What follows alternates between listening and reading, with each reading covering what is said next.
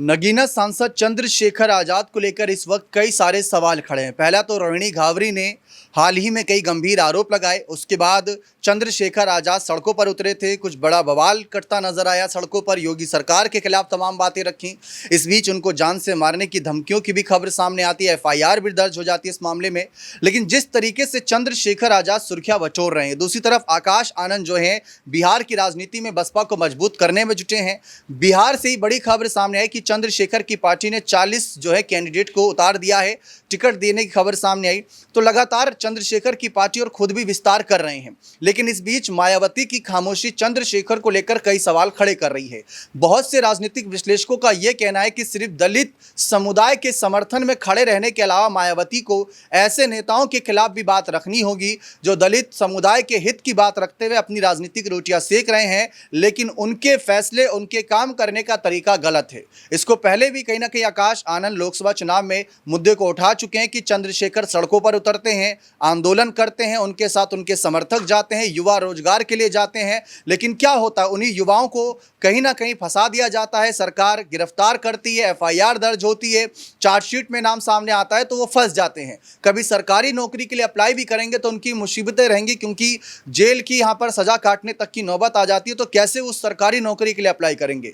तो चंद्रशेखर की राजनीति पर पहले भी मायावती सवाल उठा चुकी हैं। लेकिन रोहिणी घावरी के मामले सामने आने के बाद ऐसा लग रहा था कि अपर्णा यादव कोई बड़ा कदम उठाएंगी, लेकिन 23 तारीख को यह शिकायत दर्ज कराई थी रोहिणी घावरी ने। आज 3 जुलाई हो चुकी है, करीब 10 दिन बीतने को आ गए। अभी तक इस मामले में क्या एक्शन हुआ, किसी को कानो कान कोई खबर नहीं, जबकि यह कहा जा रहा था कि अगर शिकायत दर्ज होगी तो यहां पर आगे एक्शन लिया जाएगा। दूसरी तरफ मायावती की भी खामोशी कई सारे संकेत दे रही है कि कहीं चंद्रशेखर को बचाया तो नहीं जा रहा। ये भी सवाल उठ रहे हैं, क्योंकि चंद्रशेखर का कद लगातार बढ़ रहा है और ऐसे मामले में जब आरोप लग रहे हैं, सरकार उन पर कहीं ना कहीं अपनी बातें रख रही हैं।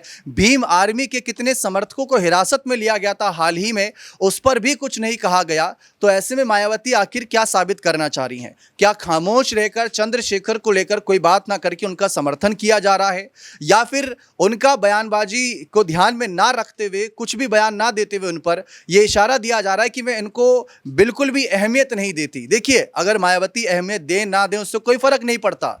जनता ने इनको लाख 1.5 लाख से अधिक बहुमत से जिताकर सांसद में बैठा दिया है। नगीना सीट से आज के समय सांसद हैं।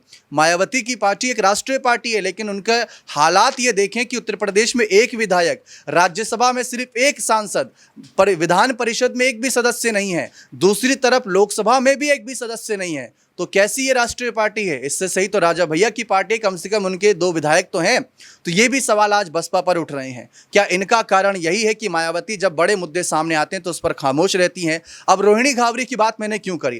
क्योंकि रोहिणी घावरी बहुजन मूवमेंट को लेकर तारीफ करती हैं, मायावती की तारीफ करती हैं, आकाश आनंद को हैंडसम बताती हैं और काफ़ी बताती हैं कि समझदार हैं वो। लेकिन जब मायावती की और आकाश की तारीफ वो कर रही हैं और जब बात रोहिणी को न्याय दिलाने की आई तो कोई बात इस मुद्दे पर नहीं रखी गई। पहले ही रोहिणी ने कह दिया था कि 40 आपराधिक केस इनके खिलाफ दर्ज हैं।